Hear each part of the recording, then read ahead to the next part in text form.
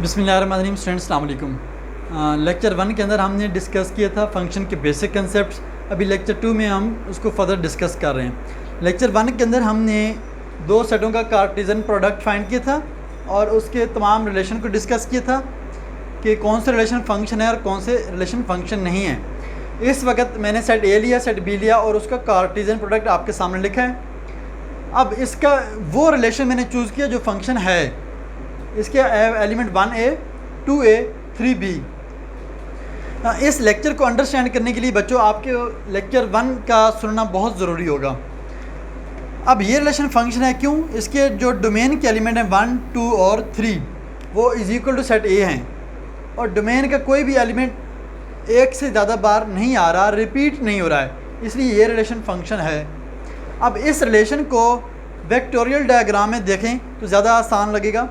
जैसे कि अब ये सेट ए मैंने बना दिया, ये सेट बी है। सेट ए के एलिमेंट 1, 2, 3 तो 1, 2 और 3। सेट बी के एलिमेंट ए, बी तो ए और बी।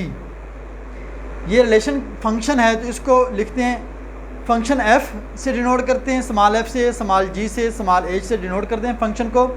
और ये दो सेटों के दरमियान में फंक्शन है, सेट ए और सेट बी के अंदर। हम इसको लिखेंगे F colon A to B.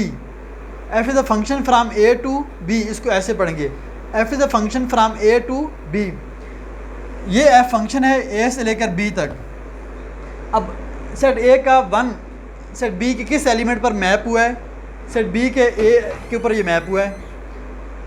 और इस रिलेशन का फंक्शन का जो एलिमेंट 2 है वो किस पर मैप हुआ? वो भी ए पर मैप हुआ, तो 2 को हमने ए पे मैप करवा दिया। 3 किस पर मैप हो रहा है? बी पर, 3 को बी पर मैप करवा दिया। याद रहे बच्चों, ये जो सेट है बी, इसके जो एलिमेंट ए है हम ये कहेंगे ए सेट 1 की इमेज है, मिरर है। दरमियान में ये एफ क्या है? मिरर। जिस तरह इंसान मिरर देखता है और अपनी उसमें शक्ल देखता है तो वो उसकी इमेज होती है। 1 ने एफ में देखा, इसको ए नज़र आया तो ए 1 का इमेज है और 1 ए का प्री इमेज। सिमिलरली 2 का इमेज ए की प्री इमेज इधर 2 भी है, 3 की इमेज बी है और बी की प्री इमेज 3 है। हम ये वेक्टोरियल डायग्राम है फंक्शन को अंडरस्टैंड करने के लिए। इससे नेक्स्ट जो फंक्शन की डेफिनेशन है, अब इस डायग्राम को सामने रखते हुए मैं इस डेफिनेशन को क्लियर करूँगा। सेकेंड ईयर एफएससी यूनिट 1 की डेफिनेशन। अब फंक्शन एफ, ये जो एफ है इज़ आ रूल और कोरेस्पोंडेंस। रूल का क्या मतलब है?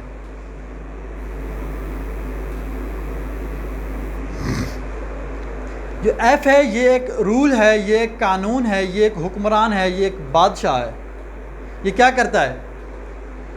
इसको रूल भी कह सकते हैं, कोरेस्पोंडेंस भी कह सकते हैं। विच असाइन, असाइन का मतलब है जिस तरह से टीचर आप स्टूडेंट्स को असाइनमेंट देते हैं कि ये काम आप लोगों ने करना है, या बॉस अपने जूनियर को कोई जॉब असाइन करता है कि ये आपने काम करना है। असाइन, असाइनमेंट को कहते हैं। विच असाइन ईच वैल्यू ऑफ ए। मैंने कहा था कि वो रिलेशन फंक्शन होगा जिसकी डोमेन सेट ए के इक्वल हो, यानी कि सेट ए का हर एलिमेंट यूज़ हो।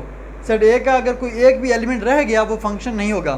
तो ये एफ क्या करता है? विच असाइन ईच का मतलब है हर एक वैल्यू, कोई भी वैल्यू छोड़नी नहीं है। ईच वैल्यू ऑफ ए की हर वैल्यू को असाइन करेगा। क्या असाइन करेगा? To a unique value of B की यूनिक वैल्यू। अब देखें 1 को उसने ए असाइन कर दिया, 2 को भी ए असाइन कर दिया, 3 को बी असाइन कर दिया। पहली बात कि हर वैल्यू को असाइन किया। दूसरी बात बी की यूनिक वैल्यू। अब देखें 1 ए पे मैप हो रहा है, 1 ए के अलावा और किसी से मैप नहीं हो रहा, तो ये 1 को यूनिक वैल्यू से मैप किया गया।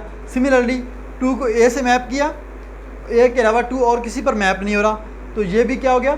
2 यूनिक हो गया। 3 को सिर्फ बी पर मैप किया है, बी के अलावा और 3 को किसी पर मैप नहीं किया। तो ये दोनों बातों को फुलफ़िल कर रहा है कि ए की हर वैल्यू को असाइन करनी है जॉब, बी का कोई एलिमेंट असाइन करना है और सिर्फ एक एलिमेंट असाइन करना है। तो ये थी फंक्शन की डेफिनेशन। अच्छा बच्चों, अब हम ऐसे ऐसे सेकेंड ईयर की तरफ बढ़ रहे हैं। फंक्शन क्या है? फंक्शन एक बहुत इंपॉर्टेंट टूल है। टूल किसे कहते हैं? औजार, हथियार, जो आपको कोई काम करने में मदद करता है। तो ये फंक्शन क्या मदद करता है? जो आपकी रियल लाइफ है ज़िंदगी है, दुनिया है, इसकी जो प्रॉब्लम है इंजीनियरिंग के, जो भी प्रॉब्लम है उनको ये मैथमेटिक्स की टर्म में कन्वर्ट कर देता है और फिर उनको सॉल्व करने में आसानी प्रोवाइड करता है। तो फंक्शन अब क्या है, पहले हमने बताया था कि दो सेटों के दरमियान में रिलेशनशिप है। फंक्शन सेट क्या है, कोई भी शय हो सकती है।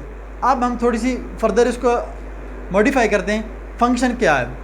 Function is the dependence of one quantity on another quantity.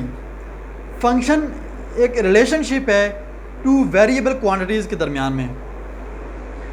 Function is the relationship between variable quantities. Variable quantity क्या मतलब?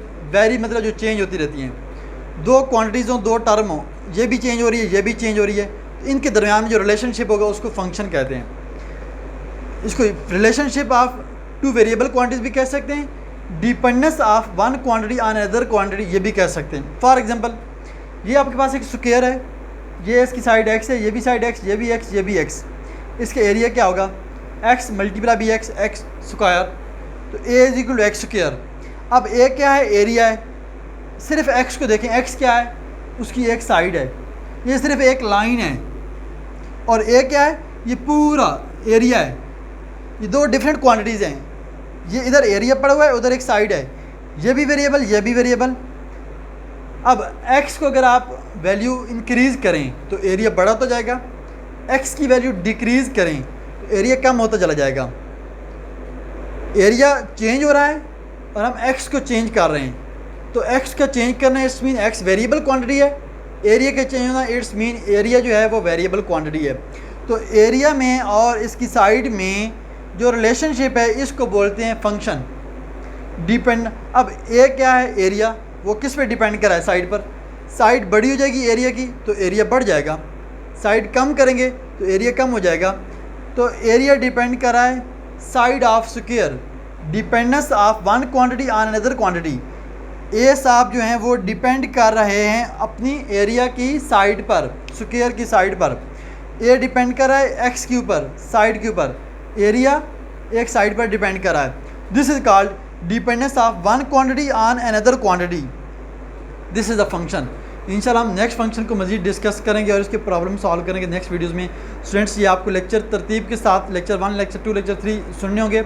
मैं इनके अपने चैनल में प्ले लिस्ट बना रहा हूँ। प्ले लिस्ट के अंदर ये हर चैप्टर की सेपरेट वाइज प्ले लिस्ट होगी और उसके अंदर लेक्चर तरतीब वाइज पढ़ोगे, लेक्चर 1, लेक्चर 2, लेक्चर 3।